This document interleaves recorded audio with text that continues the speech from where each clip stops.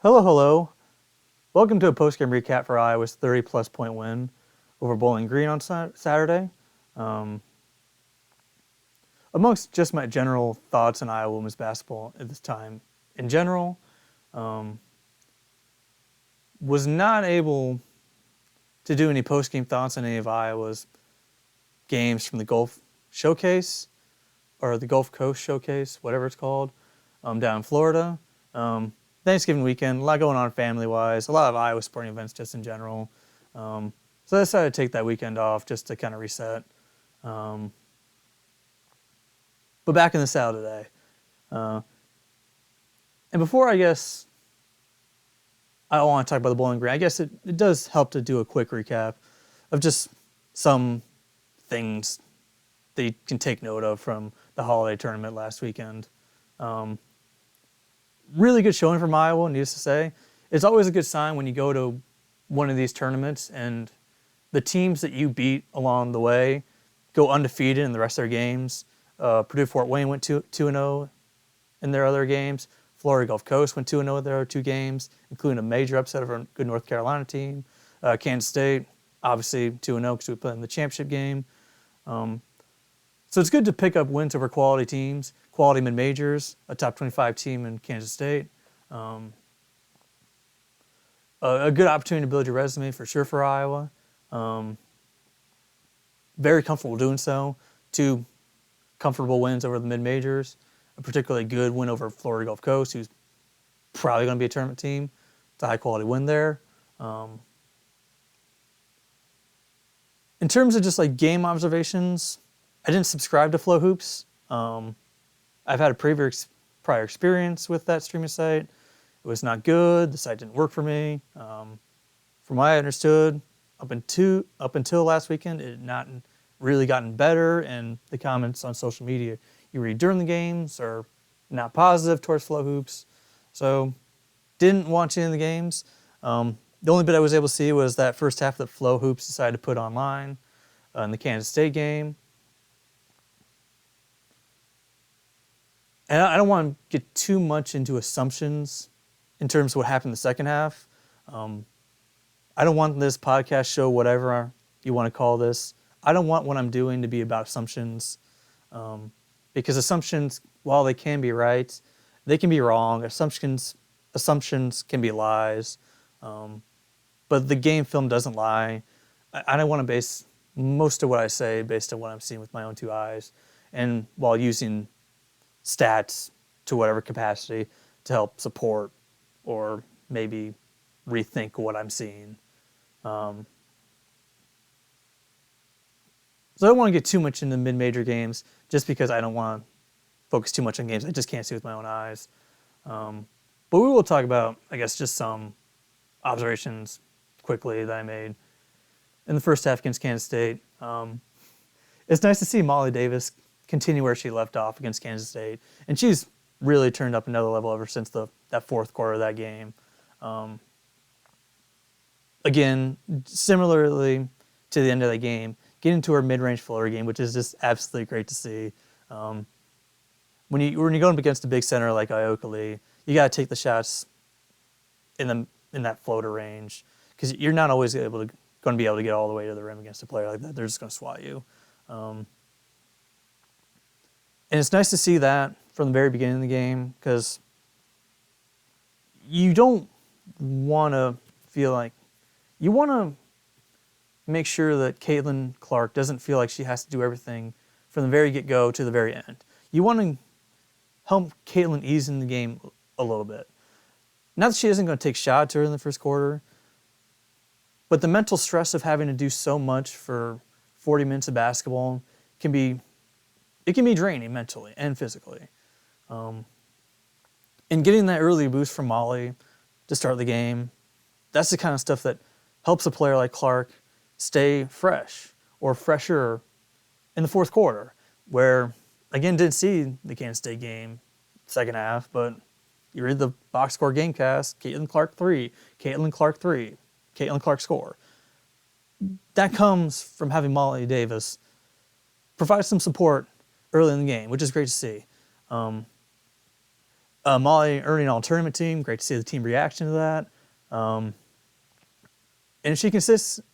if she can consistently provide that support, that just changes everything. I mean, you saw that even the Bowling Green game.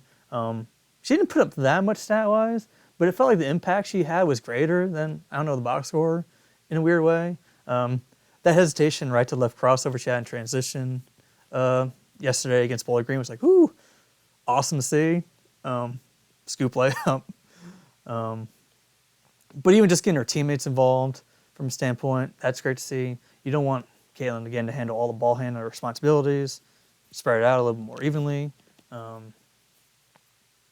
It's just great to see Molly step up and hitting a couple threes as well. Hopefully she continues this trend because it's a great trend to see. Another thing you kind of notice, just like a little thing you notice, is Iowa starting to have Gabby Marshall bring the ball up, not just in that Kansas State game, but also in this Bowling Green game as well. You saw that. And it's not 100% of the time. You'll still see Caitlin bring the ball up. But again, I think Iowa's just trying to give a respite for Caitlin, trying to get her more free off the ball. Because the thing is, particularly in this Bowling Green game, you saw a couple times where Bowling Green's just sending double teams at her, even if she's several feet beyond the arc. And there was one time they forced a turnover out of it after they got her in near the half court line in the corner, trapped. So you can it's hard to send double teams necessarily to a player on the perimeter just because there's more space to operate into. And if a guard keeps their dribble, there's potential they can dribble around or whatnot. It's a lot easier to double team inside the arc, in the post in particular, just because there's less space, it's more compact, and if the big puts the ball on the floor or whatever, you can go for a steal. But when you're off the ball, it's really hard to double team off the ball on the perimeter, because then you're leaving the ball guarded one-on-one, and you're leaving someone else open. Whoever has the ball is going to be able to see whoever's open fairly easily. So that's a good adjustment that I was starting to make, just to help free Caitlin up a little bit. Again, take the pressure off her by having other people bring the ball up.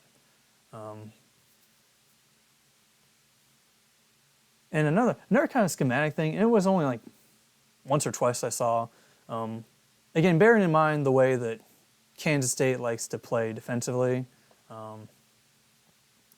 what they want to do is really pressure the ball in their ball screen defense, really pressure the ball, stay attached to the ball handler. In most cases for Iowa, it's going to be Caitlin Clark, and try and funnel them into Ioka Lee and try and force them either to go all the way, and Ioka's probably going to be able to block the shot, or what Iowa often did in that first Kansas State game was sell for a mid-range shot.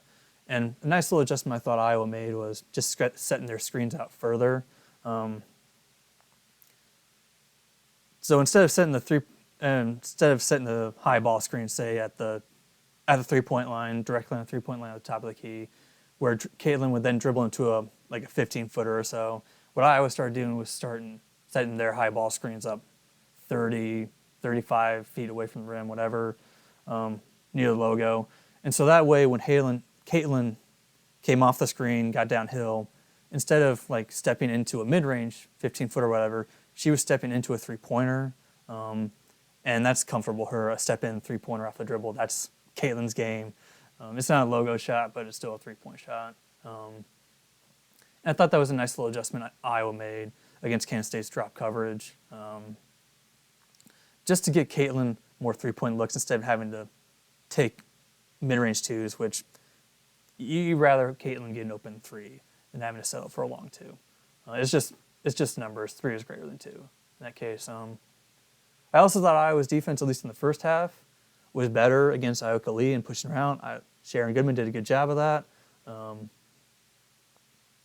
In general, Iowa did a much better job of pressuring the ball for Kansas State, a much better job pushing the pace, more of a half-court game in that first half, or more of a full-court game in that first half. And it was really nice to see, and much better job taking care of the ball as well. Only 6 turnovers. that was a real concern from the first Kansas State game. Their ball pressure made us a little errant in some of our passing. And it's nice to see that even shortly at just a few games after, I was already like getting better at being able to handle that kind of pressure and not being so mistake prone. That it's nice to see that progression, and it's nice to see Iowa just make the adjustments necessary to beat a really good Kansas State team. It's just nice to see Iowa, even just a couple weeks in the season, already starting to progress as the team. That's just nice to see. And again, there's probably some talking points you can have in the third or fourth quarter for how Iowa finished, but I don't want to make assumptions based on something I don't see. That's just not how I operate. Unless I'm previewing a team, an Iowa schedule that I just haven't had a chance to see. But in terms of Iowa's team, I just want to stick with what I'm seeing with my own two eyes. But anyway, I guess we can get into just moving on from the holiday tournament. It was a great tournament for Iowa, great showing. Getting into some of the things I guess I can talk from this Bowling Green game.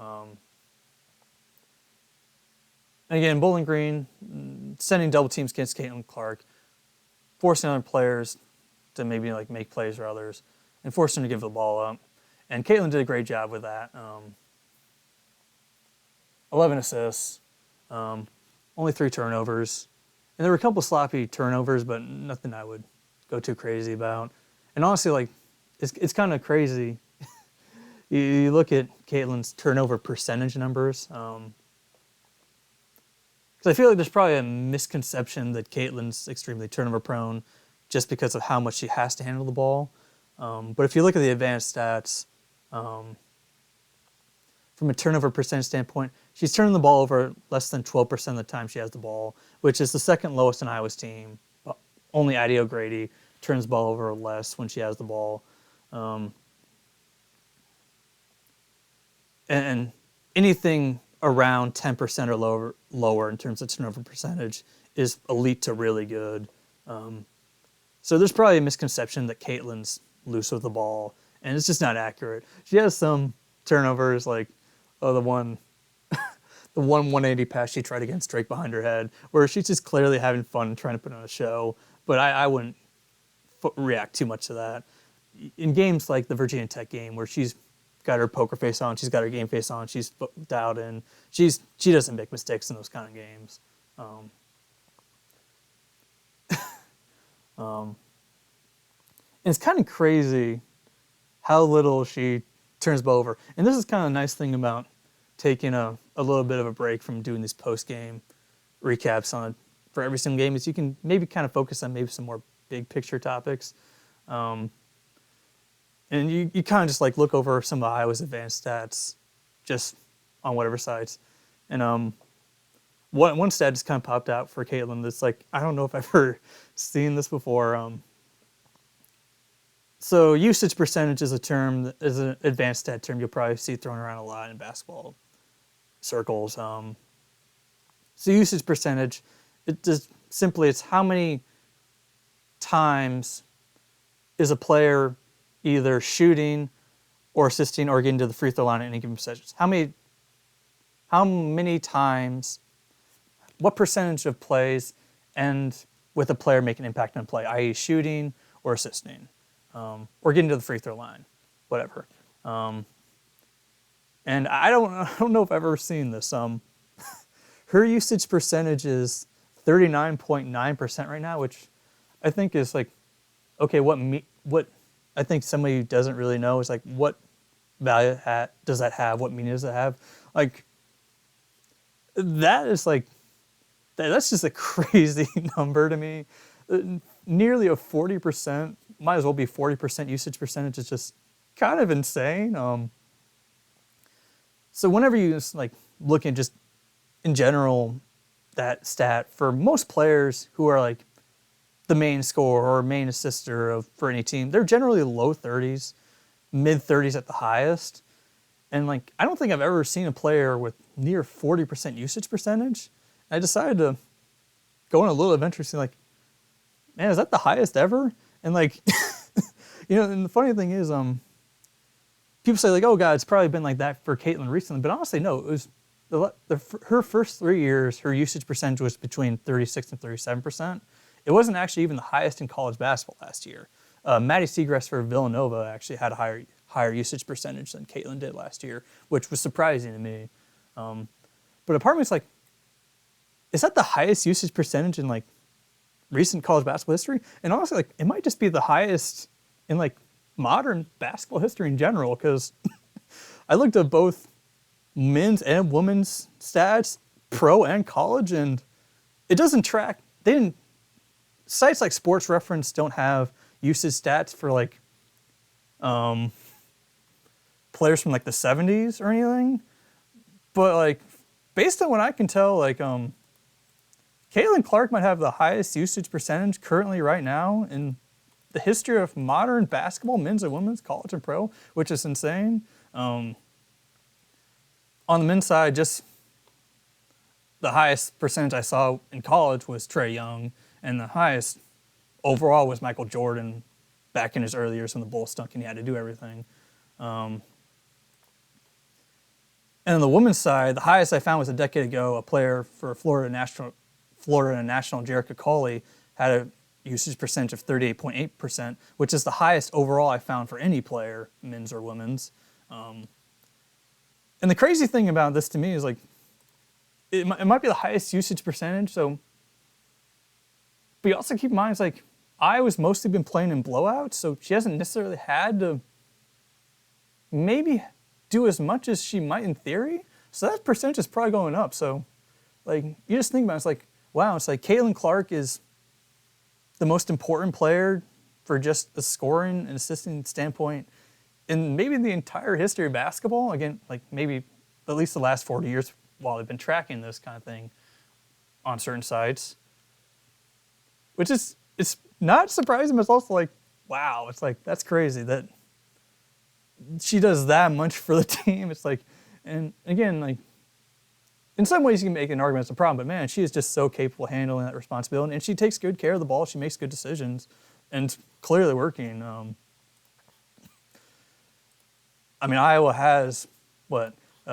This is the third year. Currently, right now, Iowa has the #1 shot quality metric according to shotquality.com offensively, and that's the third year. It'd be the third year running where Iowa has the #1 offensive shot quality metric. So we get great shots. We don't turn the ball over. Like, it's just insane to think like, wow, it's like she has more responsibility than even players like MJ or whatever great player you can think of. I was even looking at WNBA stats, and even players like Candace Parker or Lisa Leslie, they were low 30s usage percentage. It's just crazy to think of how much she has to holster, and she does it all without really making any mistakes and getting Iowa great shot quality metrics. It's just insane to think about. And she did her usual thing in this Bowling Green game. Getting to the lane, finishing through contact, a little off with her three-point shot, but Lord knows it's going to be there eventually. I wouldn't worry too much about that. Finding her teammates, getting them easy buckets. There's not to be said. I thought we'd give a shout out to, like, wow, historically she might be the most important player to any team ever in the history, at least the modern history of basketball. I imagine if usage was tracked during like Wilt Chamberlain's time, he'd probably have like insane usage too, just because he scored 100 in a game. But it's just crazy to think about what she has to holster. It's really incredible. Which is why it is important that Iowa she is capable of handling that responsibility. But it's also like you do want to give her some help and try and ease that burden a little bit. And I think players like Molly Davis are particularly helping with that recently. And Katie Martin's also doing it too, and she's great. It's kind of interesting. Kate's in the past couple of years, mostly been a perimeter shooter, helping create space for Iowa. There hasn't really been any real need for someone like Kate to post up, because you had someone like Monica Sanano, who's a post-scoring machine. You don't really need two players in the post, so it wasn't really necessary. But you're really starting to see Kate's post game really develop this year.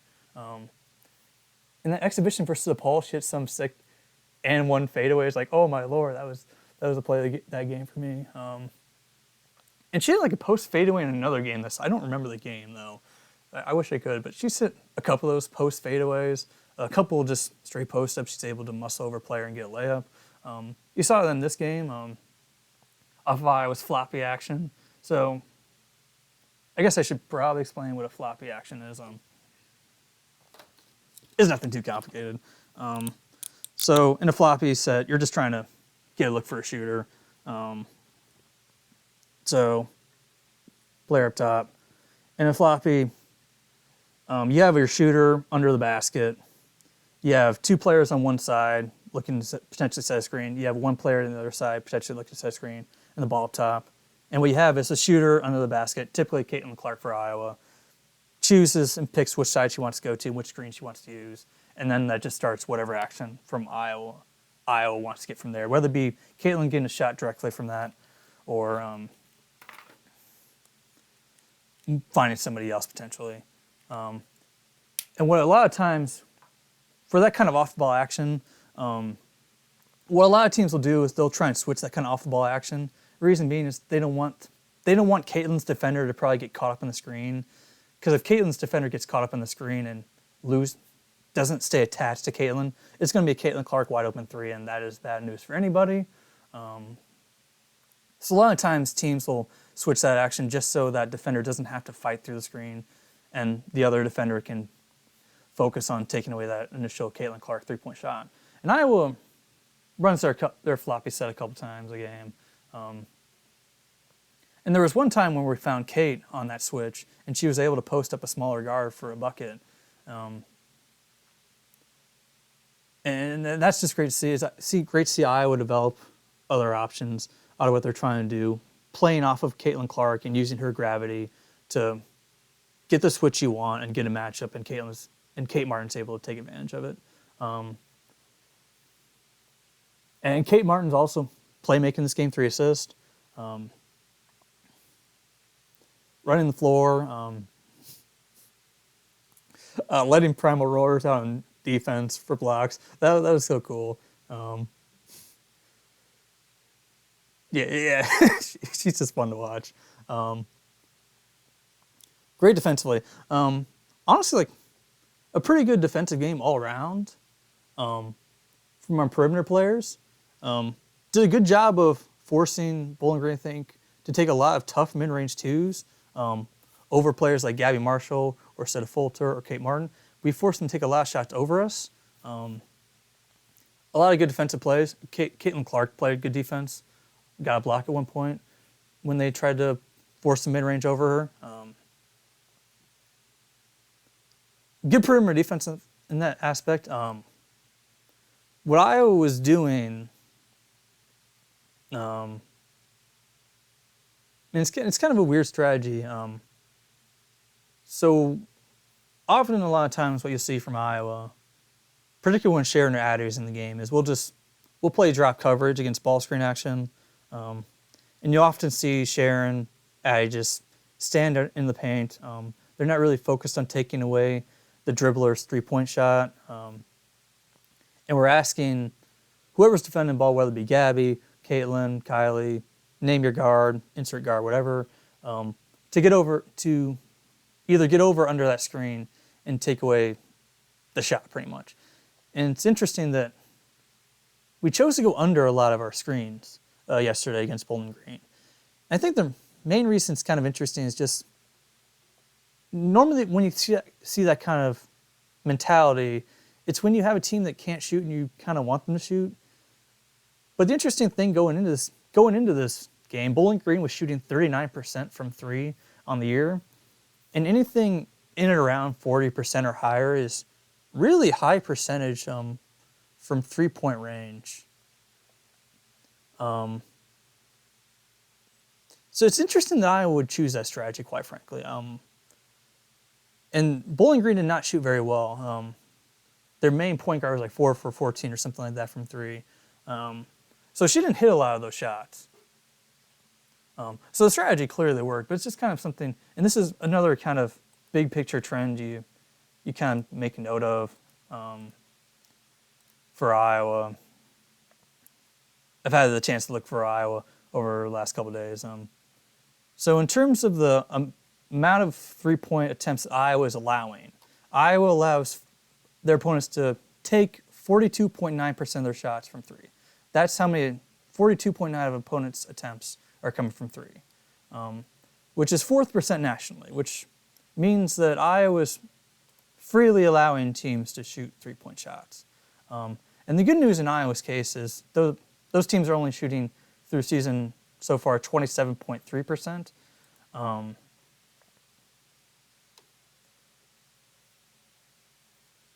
So in one sense, teams aren't shooting the ball well against us, so the defensive strategy is clearly working. But it does need to beg the question, like, is that sustainable? And I think but on the other hand, it's like, okay, it's like we've played a lot of teams who are capable of hitting three-point shots. Drake's capable of hitting three-point shots. Florida Gulf Coast, I mean, it's one of the highest three-point attempt rate teams in the country. Virginia Tech could hit shots. This Bowling Green, statistically at least, coming in could hit shots.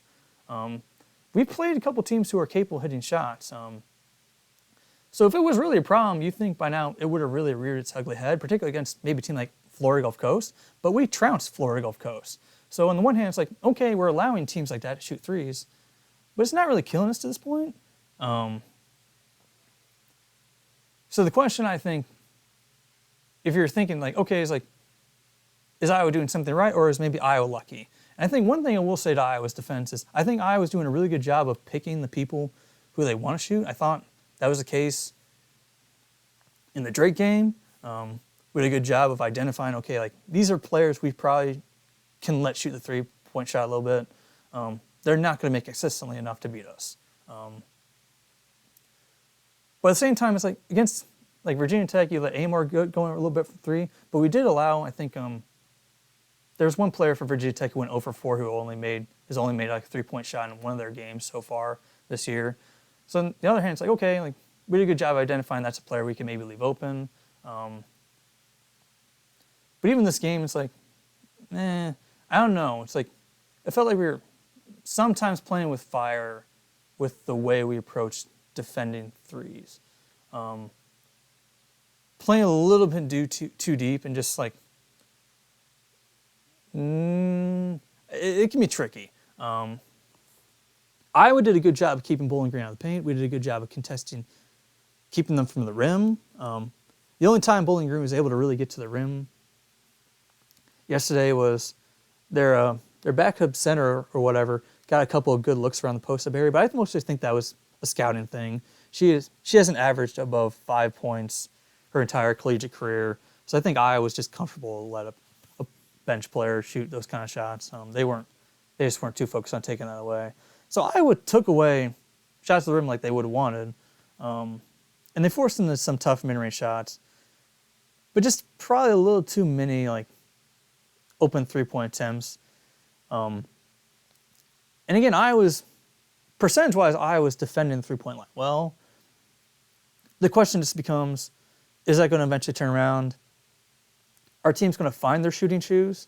And I guess to that I would say, like, even if they do find their shooting shoes, you're talking about a really efficient offensive team in Iowa. You're talking about an Iowa team that's currently shooting 37% on threes ourselves. So if it comes down to a shooting contest, Iowa's going to probably beat a lot of teams even in a shooting contest, even if that three-point defense eventually turns around, which there's no guarantee it will turn around. Maybe Iowa's just going to be really good at holding their teams to a low three-point percentage. That's really a to be determined. It's just something I think I would probably keep an eye on. It's also kind of interesting to think about some of the lineup data that I've seen from Iowa, just from an on-off standpoint. So what do I mean from an on-off standpoint? Like what I like to look at to evaluate individual players defensively is pretty simple, but like when that player's on the floor, how many points does Iowa give up? When that player's off the floor, how many points does Iowa give up? Like how much better is Iowa from a points per possession standpoint with XYZ player, whoever they would be on the floor?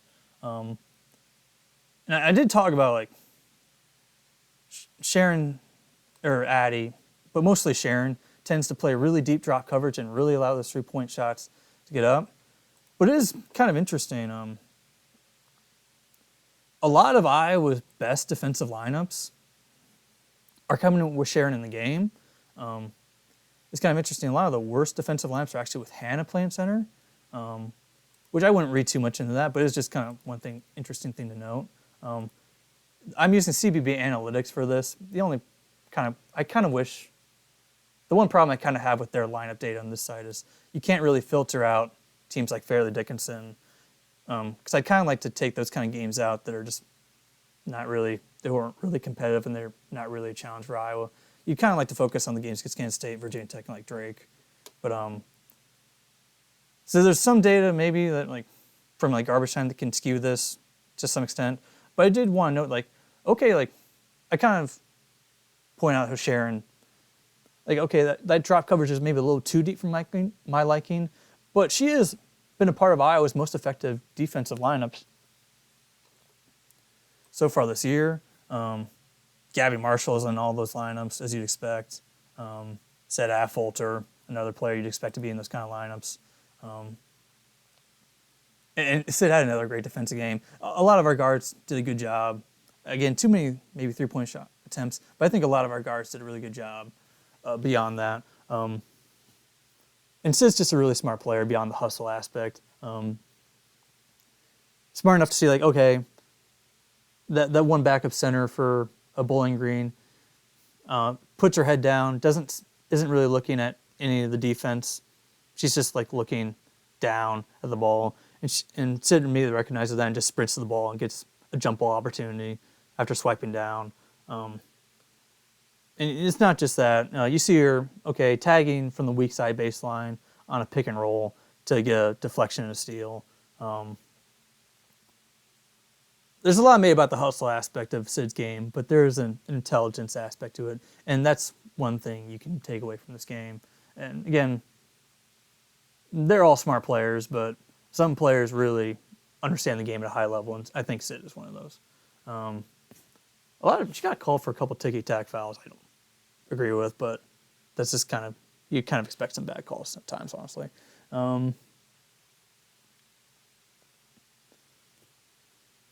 Yeah. And it's also nice from Sharon. I kind of posed the question, like, there's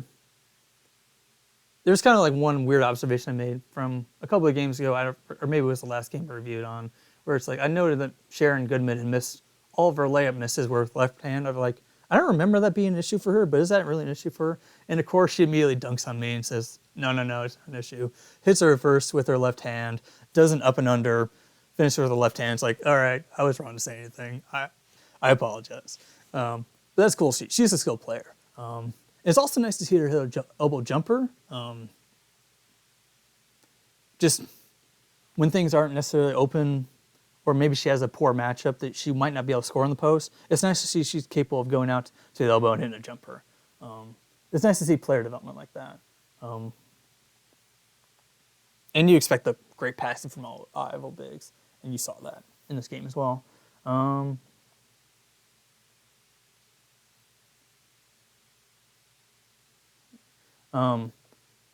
One kind of sort of offensive criticism, and it's a minor thing. There are times when I saw Gabby and Sid get into what I would consider like, or into the painted area, and they were a little bit too willing to, too unselfish. In Sid's case, there's one time when she got the ball in the middle of the paint, and there was no one between her and the basket, and she did a give and go with one of our post players. I believe it was Addie O'Grady. And Sid eventually got the ball back for a layup, but it's also like, you didn't really need to give and go in that situation because there wasn't anyone between you and the basket. You really could have just gone for a layup. But it did work out, so nothing too, you can't criticize, I guess, the end result. But Gabby, there was a couple times where it's like, okay, you could have probably either taken a little floater maybe yourself or gone all the way to the rim. And like some passes where like, okay, you're almost trying to be too unselfish and you're putting the post player, whoever else, in a kind of precarious situation where they're surrounded by too many bodies and they turn the ball over. It's a minor criticism, but it's just the nice thing I would say.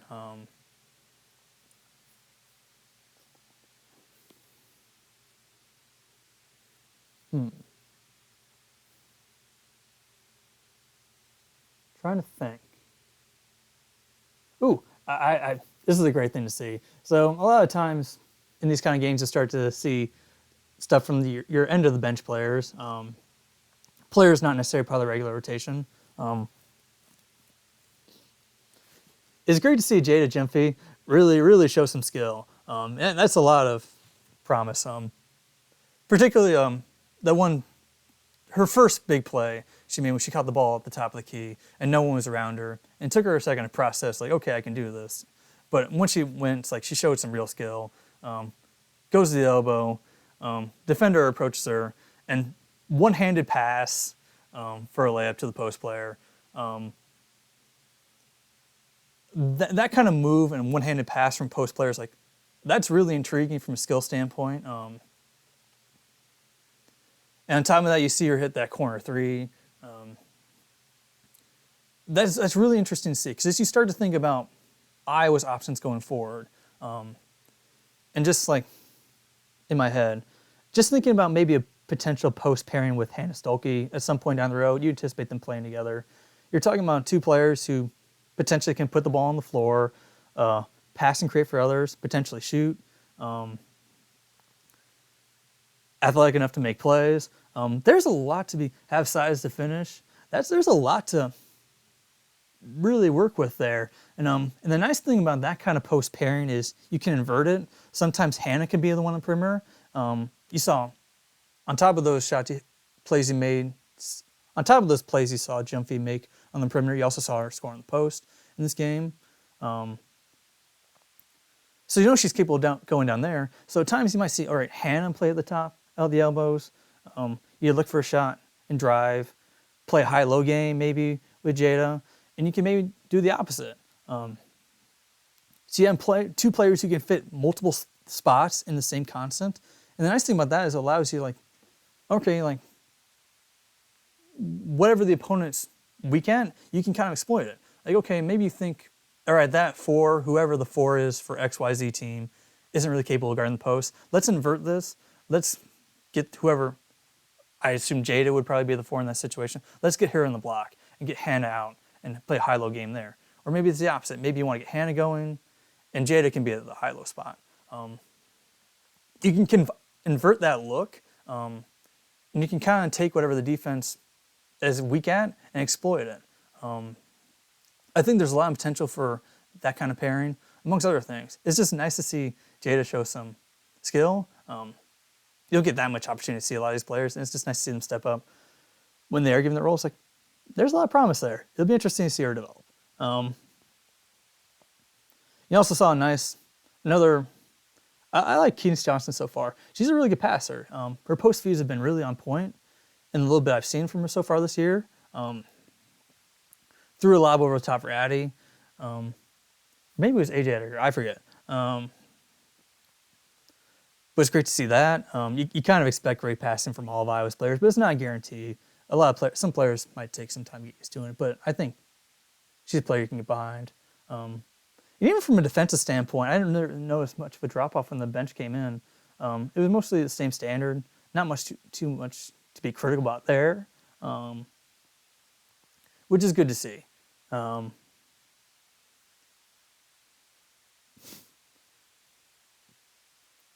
yeah, I think we could probably get into awards right now. And the thing about a game like this is there's so many options you can choose.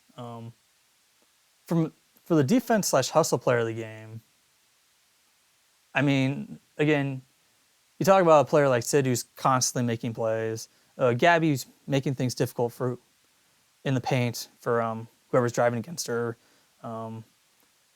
It's nice to see Sharon get a double-double. You can give a shout-out for that for her. Got a couple blocks as well. Kate Martin is good as usual. And Caitlin did make some plays, although she did gamble a little bit too much. That would probably be the only other criticism besides the three-point thing we have is Caitlin was trying to put on too much of a show defensively at times, so it was going too much for steals. But it's whatever. She's fine there. Kate Martin is great as usual. So there's a lot of good defensively. So you can pick from a variety of different players. And I think in this case, like, I think I'll go with Kate Martin. It's probably between her and Sid. And I'll probably give it to Kate. I'll give it for the lion roar, or lioness roar, I guess I should say. Style points, I guess, matter in that case, and a little extra for that, a little extra juice. She always brings it effort-wise, and the passion's there. I'll give it to her for that. And game ball just in general. This is also kind of a tough one.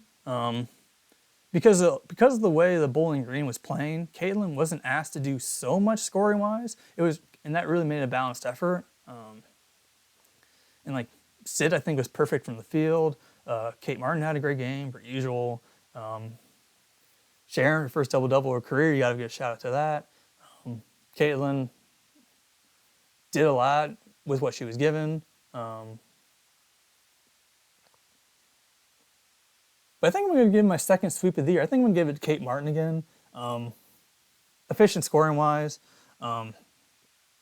Versatile offensive game, making shots, finishing around the rim.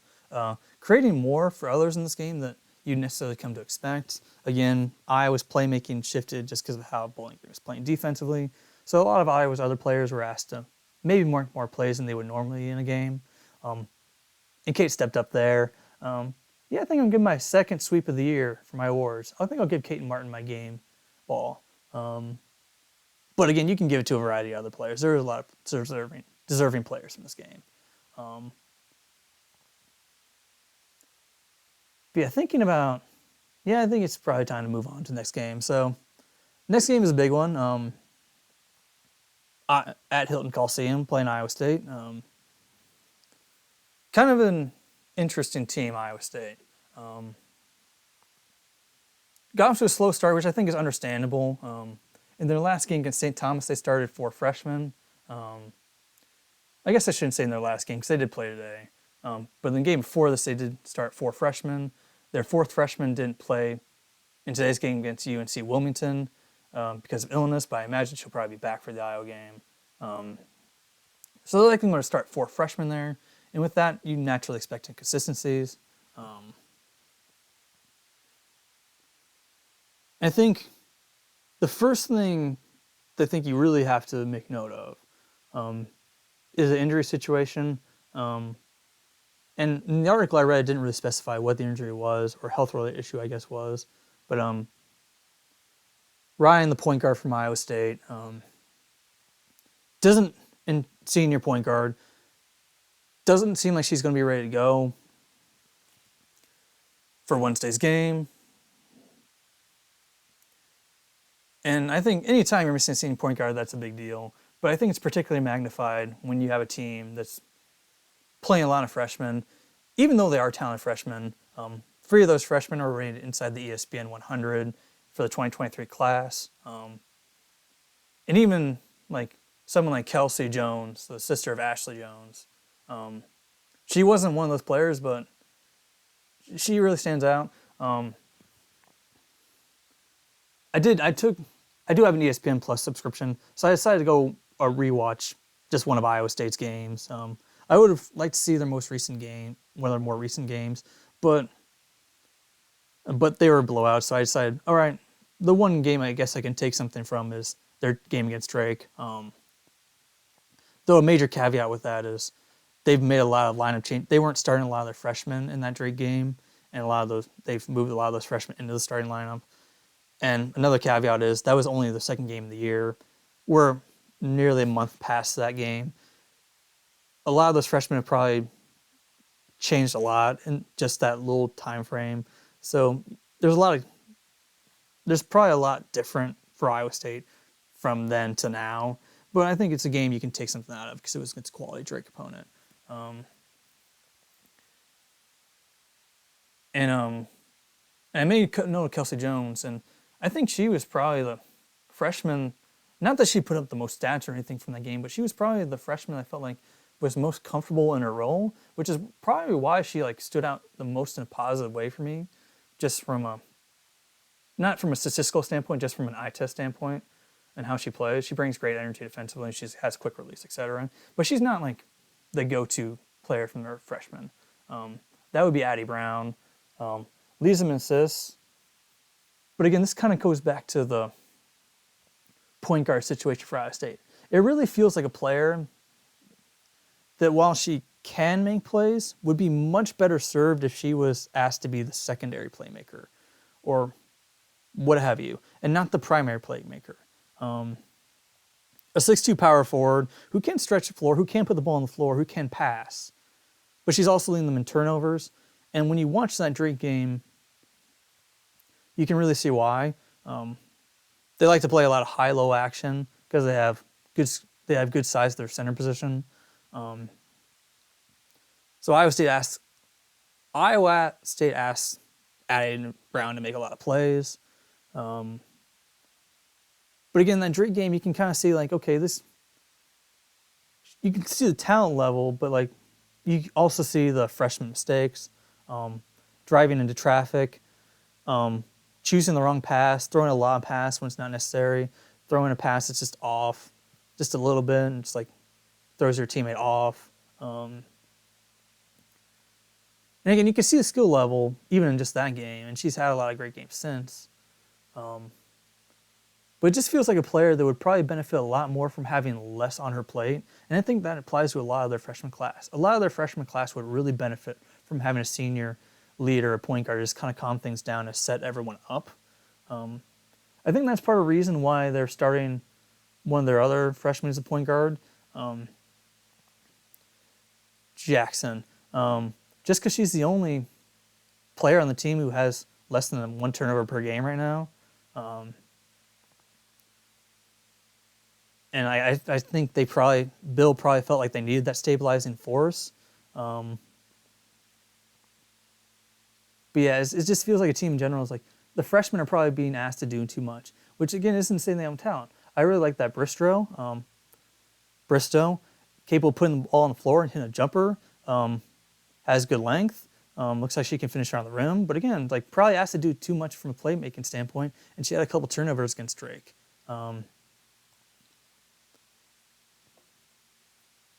But the main scorer for Iowa State is Audi Crooks. And and she didn't start that Drake game. They had another 6'5" transfer from Sacramento State, who they were looking. I think they decided to give the initial heads up just because of experience. But you could tell just from the Drake game that Crooks makes a big impact for Iowa State, and they were really playing through her very consistently. Again, particularly in that high-low game. Off of either Bristow or Brown looking to pass her the ball or whatever, even other perimeter players.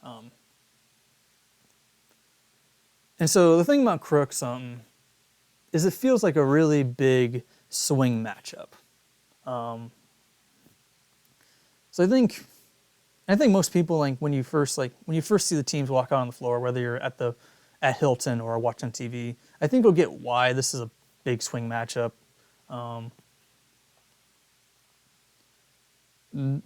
So she is Iowa State's leading scorer, and she's been very efficient on the year, but only has played above 25 minutes one time this year. That was against Syracuse. She played 28 minutes, and you do have to acknowledge that, okay, so she is capable of playing a decent amount of minutes. And that Syracuse game was in the high 60s possession-wise, which is medium pace-wise, a little slow maybe, but medium pace-wise. They're not necessarily playing a slog, although Iowa State has played a lot slower as Audi Crooks has gotten more minutes. That's kind of thing. You're playing an Iowa team that really, really, really, really, really wants to push the pace. And quite frankly, Iowa's really going to test that conditioning from that freshman. And not just her, but also the other one, Natabu. It feels like Hannah Stolke, like from what I understand, it's going to be the last couple of games. Hannah's been more doubtful than questionable, and from what I understand, it's going to be more of a questionable kind of designation for Hannah in the Iowa State game. Hannah Stolke would be, and all of our other bigs run the floor really well. They give great effort, but Hannah in particular feels like the kind of game where like if you get Hannah in there going from rim to rim running. It feels like he can play Audi potentially out of the game.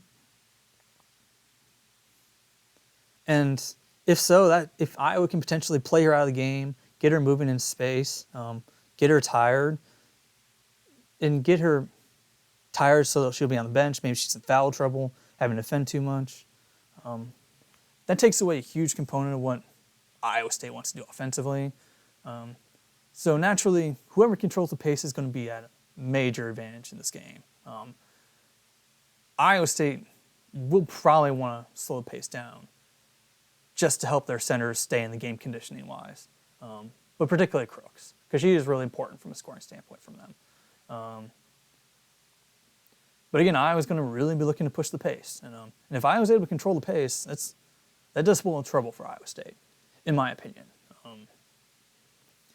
And what you see from Iowa State is they mix a lot of 2-3 and player-to-player defense. And you'll probably see a lot of 2-3 zone from Iowa State just to help keep their centers conditioning up so they don't have to move too much. They don't have to depend too much on the perimeter. Because if they play a lot of player-to-player defense, I mean, you're going to see Iowa probably put Crooks and such in a lot of ball screen coverage, and I don't think that would go very well for Iowa State. They have a lot of good length and athleticism at the 3-4 positions as well, just in general in the perimeter. So that's another reason why they probably play a lot of 2-3 zone. Even playing 2-3 zone against Drake is kind of bold, honestly. I don't think most teams would probably dare do that. So if they're willing to play 2-3 zone against a team like Drake, I would imagine they would be willing to do it against Iowa. Which, again, Iowa's not necessarily, although we did play Drake, play a lot of 2-3 matchup zone.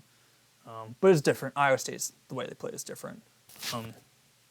But it'd be another chance for Iowa to show how their zone offense can execute to a certain extent. Because I think, I don't know exactly how Iowa State approach it. It doesn't really feel like they necessarily have the perfect answer defensively. And in their 3 games, in their 3 losses, their defense hasn't been very good. Gave up 1.18 points per possession against Syracuse, 1.15 to Drake. Gave over a point possession versus Vanderbilt. They haven't been very good defensively against the best teams they played. And they do have some shooters. I really like Kelsey Jones. Quick release, she can shoot. You can see in the aftermath of the Drake game, she was actually the first freshman that Bill decided to put in the starting lineup, even before like someone like Crooks. And you can see why, because she's probably like the best fit for what her role, I guess. She knows she's not asked to do too much. She just provides energy and defensive 3-point shooting. But yeah, it feels like it's just going to be tough because it just feels like their freshmen are being asked to do too much, and they're making a lot of mistakes just because they're being asked to do too much and maybe play outside of the roles they're comfortable. And again, you really question whether Crooks can really handle the pace that Iowa is probably going to want to play at. But again, if Iowa State's able to control the pace, keep more half-court games, like, okay, all of a sudden you'll start to see like her make an impact offensively and maybe get our bigs into foul trouble, and that could change the complexion of the game. And Iowa State can stay competitive. Because they do have 3-point shooting, not just from Jones, but someone like Bellinger and et cetera, amongst other players. Brown can also shoot, along with Bristow. So